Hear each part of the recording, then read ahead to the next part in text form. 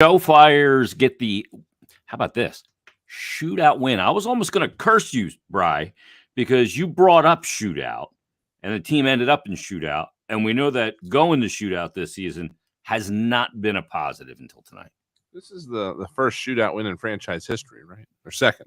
Feels like it. Yeah, it does feel like it. My goodness. I'm just glad that we don't have to spend this entire post-game show talking about the dive that Ryan Lindgren took with that game, because if it had affected the game, we would have had to devote the entire post-game show to it. But as it is, it's water under the bridge. But that was a giant dive. It was a Greg Louganis dive there, well, I forget his name in Back to School, Rodney Dangerfield's name, but he did the triple Lindy. That was the triple Lindy.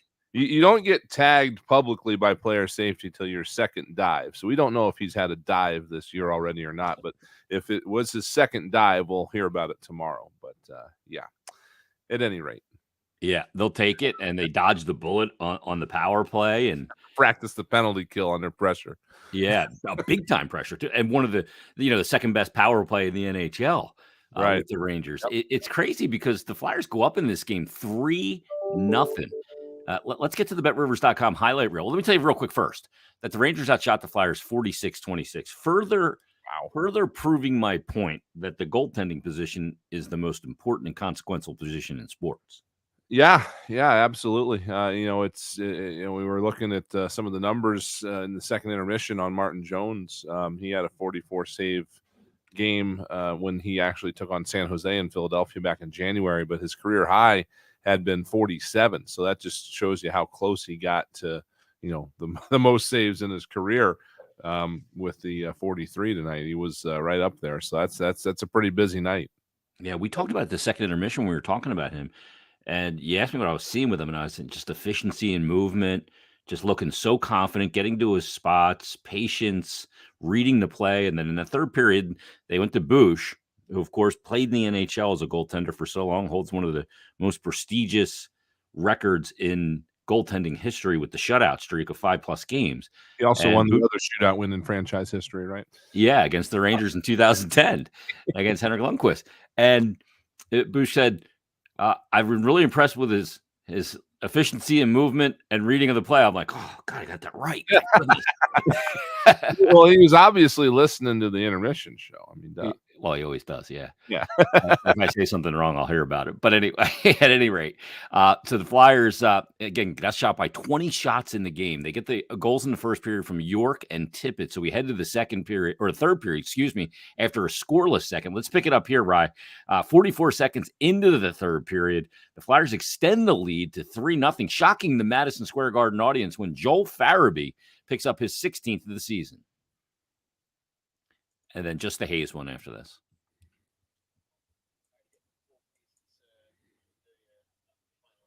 That's fine, yeah.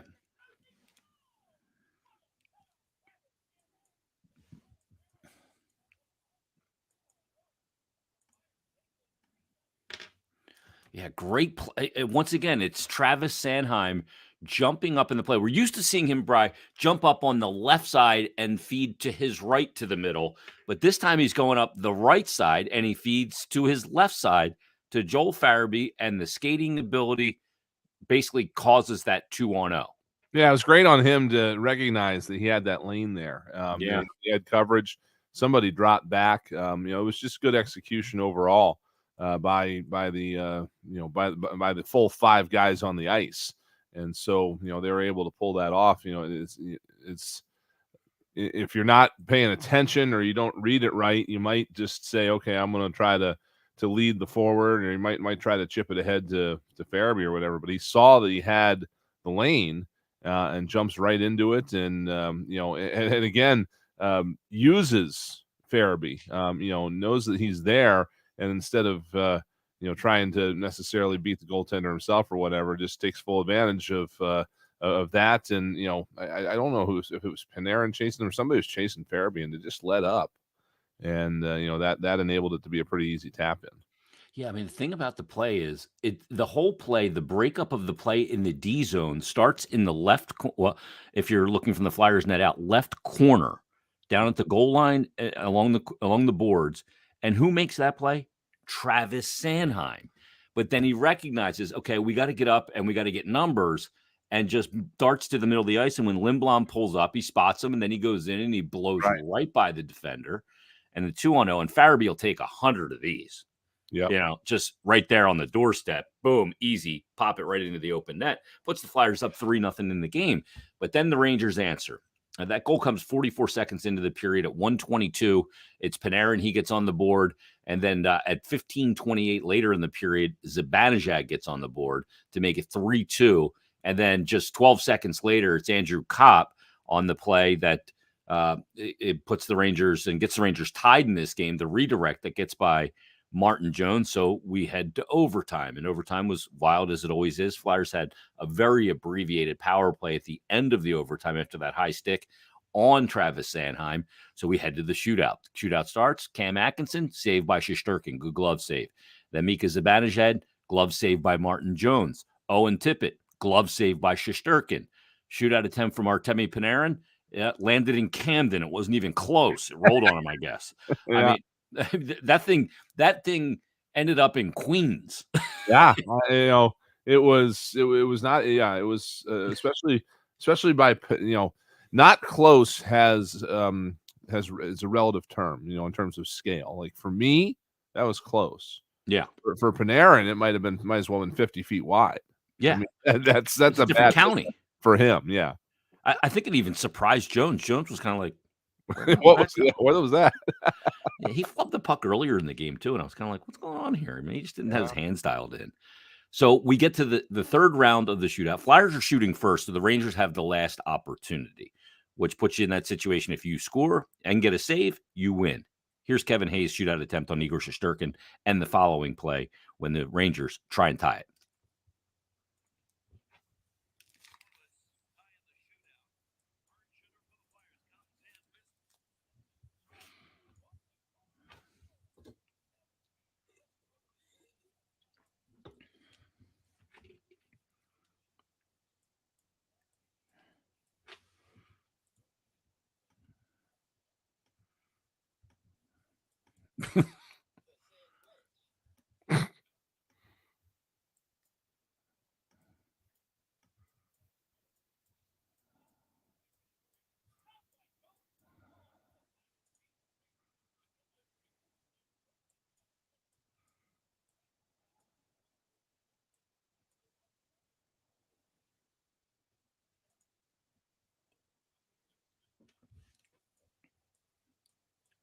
All right, let's take both of these elements. Let's start with the Hayes goal. Tim said he took out a stand wedge. I think he went in Phil Mickelson's bag and grabbed out a 58-degree wedge or a 63. It's more of a lob wedge, wasn't it? Yeah. And it was a lefty shot. Yeah. That'll drive a goalie crazy because it's like, oh, yeah. And you're just watching it just flutter into the net. It was so well executed. He sold it because he dropped the right shoulder and then just goes bloop, and plops it up there right in the top part of the net. That gets the Flyers. That's their first shootout attempt that is a goal this season. And then Martin Jones is able to have that robotic Inspector Gadget leg, his right leg, get all the way to that post and keep the puck out, and the Flyers get a win. Yeah. It's sometimes you see it. What I have in my head is kind of hard to describe, but I've seen it before in soccer games and penalty kicks where you're expecting the guy to go in and full force shot to try to find a corner or whatever, and then instead of doing that, they just kind of half it, and it ends up the goalie's diving away from it or whatever because he's expecting this thing to come rocketed in there, and it's almost like that's what the effect was. But at this point, it's like just try anything, because nothing's been successful yet this year. So let's just do whatever we can. Boy, the way he pulled off, I'm just watching it over and over again. The way he pulled off that little, it's like you almost flip the puck up under your blade and just kind of go loop and just like almost lacrosse it into the net, lacrosse shot. And then Jones makes a great save. And boy, he was just great in this game for the Flyers. I can't say enough about the goaltending performance of Martin Jones. And that's why they get the win. And they'll take it. And you hate to see a team give up a 3-0 lead in the third period, but you'll take it, and you get goals in this game from Cam York, a young player. You get a goal in this game from Owen Tippett, his first as a Flyer. You get a goal in this game from Joel Farabee, a really good-looking young player for the team. And then your veteran comes through in the shootout, and your goaltending holds up. That's perfect. That's perfect storm. Yeah, yep, absolutely, and that's what you need to get by a team like the Rangers, on their home ice. The Flyers did catch them probably at a good time, just because this team has been struggling a little bit as of late. I believe they went 4 straight periods without scoring before they finally did. Five was it before they finally got broke through tonight. So that's a good time to catch them. But again, they're 7-3 in their last 10, though. Yeah,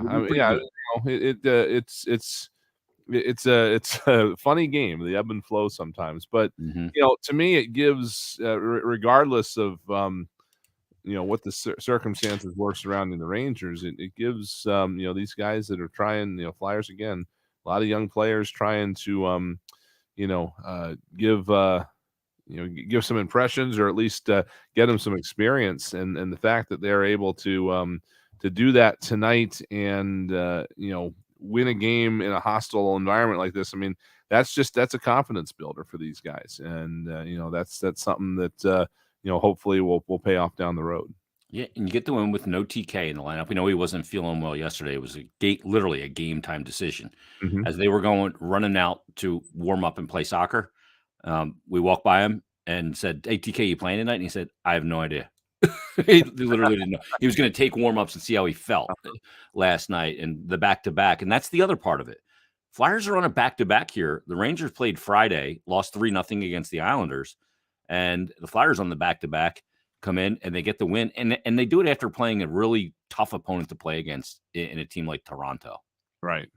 Yeah. It's, this is a run here against, a couple of playoff bound teams, obviously, and a couple of teams that, when you're Hayden Hodgson, or you're Ronnie Attard, or whatever, you're coming in here and you're going, whoa, those are the Toronto Maple Leafs over there.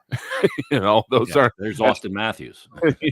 Those are the New York Rangers. Those are, these are jerseys that I grew up watching, and again, not anything against anybody, but if you go out there and you're playing the Seattle Kraken, well, you didn't grow up watching a Seattle Kraken jersey bounce across your screen. You didn't probably where these guys are from didn't see much of the Anaheim Ducks or anything like that. That they've seen these jerseys before. So just to not only to do it against some big markets like this, but in a place like Madison Square Garden. I mean, that is almost as big as it gets in terms of buildings in this league. So it's like I said, it's I hopefully would establish it as a good confidence builder for these guys, and they did a lot of good things in this game that they can build off of now here. Again, having so many games without a whole lot of breaks, just carry this on throughout the rest of this week and into the middle of April, and see continue to see what the team's got here. Well, I think there's a couple of really impressive numbers here. It's Ronnie Attard coming off that -4 last night, scratching this game, block shot, 2 hits in the game, looked much more solid. Played 14 minutes and 52 seconds of ice time, minute 32 on the power play. How about this? Provorov with 4 block shots, Ristolainen with 3 block shots, Sanheim with 2 block shots, and Cam York with 4 block shots in the game. Yeah, that's again, that's not something that York is known for necessarily, but it's hard to get a read on block shots when you're talking about guys coming out of other leagues, because they just don't track them as much and as publicly it's tracked here in the NHL. But we were talking about the shots, 46 to 26, 86 shot attempts for the New York Rangers tonight. Wow. That's how much work was coming Martin Jones' way, even though 40 of them didn't get through. But that's the kind of thing you like to see, because that if they're going to do it in a game like this, where really, just be honest, there's not a whole lot on the line for the Flyers right now. They're going to do it in this game. That it's going to be there when it counts. Come next season. No doubt. Let's let our radio audience go. Let's thank a few people before we do. Let's start with our in-studio engineer, Ryan Shuttlesworth. Shuttleworth. I keep giving him some plurality to his name. Our audio engineer was Chris Ashcraft, the Pancake Man. For Tim Saunders, Steve Coates, Ryan Smith, I'm Jason Martinez. You've been listening to Philadelphia Flyers Hockey, a rare shootout victory, at least this season, for the Flyers over the Rangers, right here on the BetRivers.com Flyers Broadcast Network. Good night, everybody. Thanks, Ryan. Ryan Shuttleworth, not Shuttlesworth. I don't know why I do that. Yeah, I can't believe York had 4 block shots in the game. Oh yeah, I don't recall that, to be honest with you. Yeah, I know Atkinson had 2, and he had the one that was a huge block because it would have been a goal, I think, in the first period.